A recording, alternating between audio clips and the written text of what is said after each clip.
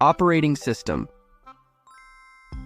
The operating system, OS, is like the boss of your computer. It tells all the other parts what to do and helps you use the computer. There are different operating systems, but the most common are Windows, Mac, and Linux. Here are some things the operating system does. User interface. It gives you a way to interact with the computer.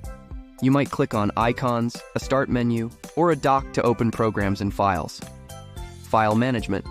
It helps you organize and find your files, like keeping your toys in a toy box. Device management. The OS talks to your hardware, like the CPU and hard drive, and ensures they work together. Security. It's like the computer's guardian. Security will protect your computer from viruses and bad things on the internet. Updates. The OS gets new features and fixes bugs by updating itself. It's like giving your computer a little makeover. Now, imagine your computer's operating system as the leader of a team of superheroes.